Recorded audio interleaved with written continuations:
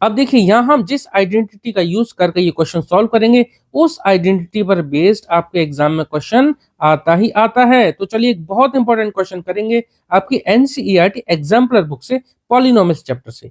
Without actually calculating the cubes find the value of. यहाँ हमें बिना एक्चुअल कैलकुलेट करे क्यूब को हमें वैल्यू फाइंड आउट करनी है, मतलब कि यहाँ हमें क्यूब नहीं निकालना, हमें इसको सॉल्व करना है आइडेंटिटी का यूज करके। देखिए यहाँ पर ये 3 टर्म है और तीनों टर्म क्यूब में है, तो ध्यान रखना पॉलिनोमियल्स चैप्टर की जो लास्ट आइडेंटिटी है वही आपको यूज करना है। आइडेंटिटी क्या होती है मैं यहाँ पर आपको एक बार लिखकर बता देता हूं।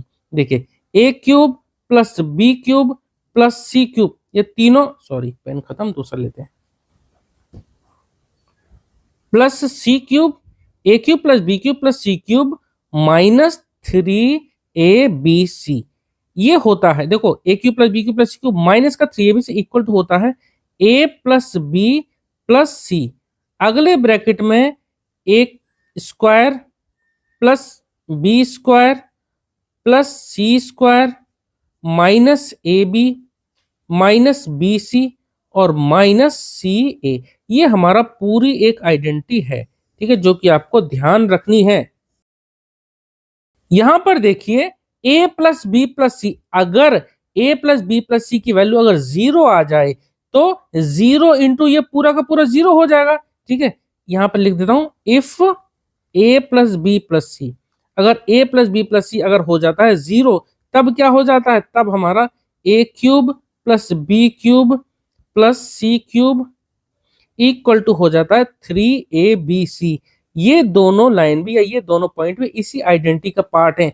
अगर इस आइडेंटिटी में a प्लस बी प्लस सी की वैल्यू अगर 0 लिख देते तो 0, अगर ये 0 तो 0 इंटू ये पूरा, ये तो यानी कि RHS तो पूरा 0 हो जाएगा, तो यानी कि माइनस 3abc इधर आ जाएगा राइट साइड में, तो ये हो जाएगा प्लस का 3abc, ठीक है। तो ये हमने क्या लिख दिया, a cube plus B cube plus C cube minus 3abc इधर आ जाएगा 3abc। ये बन जाता है कब, अगर a plus b plus c अगर हो 0 के बराबर, तो ये हमें ध्यान रखना है, ठीक है। यहाँ एक बार जरा चेक कर लेते हैं, ये देखो a cube plus B cube, ये सी क्यूब तो है, यहाँ पर जरा चेक कर लेते हैं क्या इन दोनों, जैसे 3 टर्म थी, तीनों टर्म का सम 0 आ रहा था, क्या इन तीनों टर्म का सम 0 आ रहा है।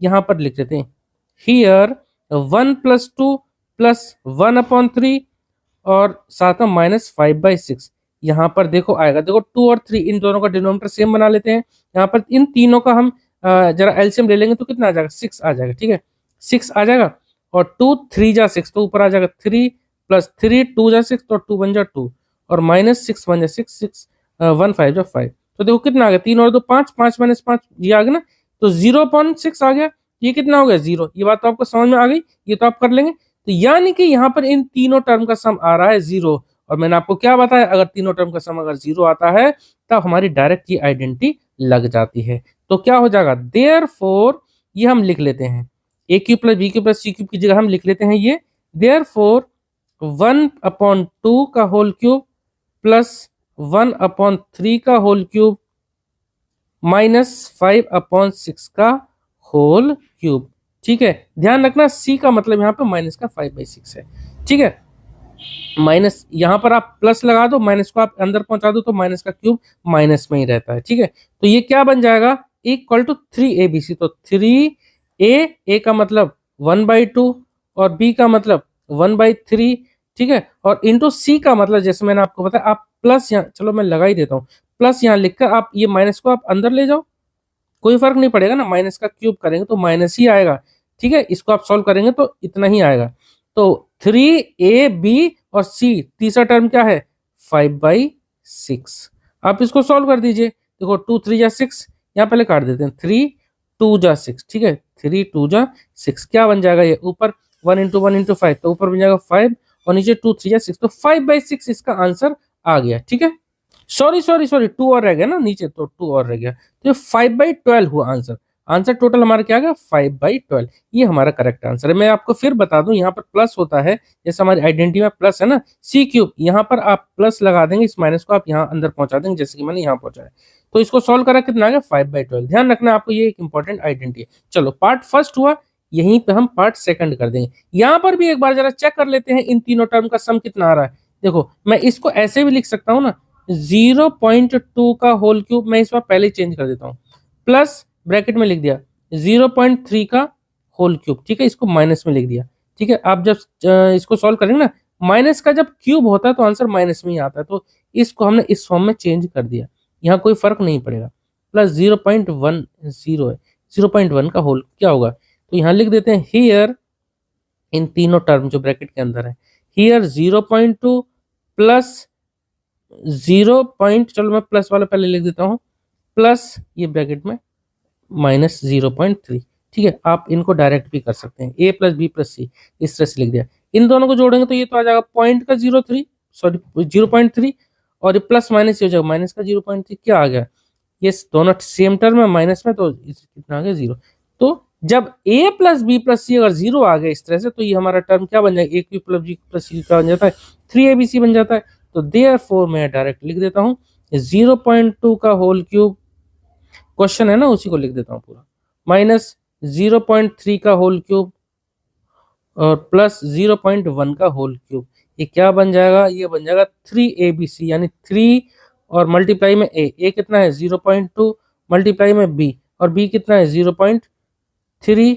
ध्यान रखना ये हमने माइनस का लिया था यहाँ पर, तो ये माइनस का आएगा यहाँ पर, यहाँ लगाया तो माइनस, और इसको कर देता हूँ ब्रैकेट में बंद, क्योंकि मल्टीप्लाई और माइनस दोनों साथ साथ लिखेंगे तो इसलिए मैं इसको ब्रैकेट में बंद कर देता हूँ। और थर्ड टर्म कितनी 0.1, ठीक है। माइनस को आपको एडजस्ट करना है, अगर किसी में यहाँ पर माइनस दे रखा है तो उसको हम आपको अंदर कंसीडर करना है, ठीक है, क्योंकि क्यूब में तो माइनस का क्यूब करेंगे तो माइनस ही आएगा। अब ये 1 2 3 4 टर्म इन सबका मल्टीप्लाई कर दो, तो 3 को चलो मैंने ऐसे लिखा पहले, 2 3 जा 6, 6 1 जा 6, देखो 2 और ये 3 और 1 मैंने बिना डेसिमल के पहले इसको कंसीडर किया, तो 2 3 6 6 1 जा 6, 6 लिखा, ठीक है, माइनस में आएगा, ठीक है, ये माइनस है तो आप स्टार्टिंग में माइनस लगा दो। अब डेसिमल कहाँ लगेगा, एक डिजिट से पहले यहाँ पर, एक डिजिट से पहले यहाँ पर, और एक डिजिट से पहले यहाँ, तो 1 2 3, 1 6 तो एक डिजिट है, 2 3, और इसके बाद आपको पॉइंट लगाना, पॉइंट से पहले आप लगा दो 0। बात आपको समझ में आ गई, जितने डिजिट से पहले पॉइंट लगाओ, अगर मल्टीप्लाई में तो सबका काउंट कर लो, उतने डिजिट से पहले आप राइट साइड से लेफ्ट की तरफ पॉइंट लगा दो। तो 3 से मल्टीप्लाई कर देते हैं, 3 6 जा 18 होता है, 18 हमने लिख दिया, 3 6 जा 18 होता है, और ये 0 कितना आ गया 018, और पहले पॉइंट लगे, पॉइंट 0, माइनस का तो माइनस का आंसर आ गया, -0.018, ये इसका आंसर आ गया। उम्मीद करता हूँ आपको क्वेश्चन समझ में आया होगा, अगर आपका कोई डाउट है तो प्लीज आप उसे कमेंट सेक्शन में जरूर पूछना। चलिए मिलते हैं नेक्स्ट वीडियो में, ओके, थैंक यू।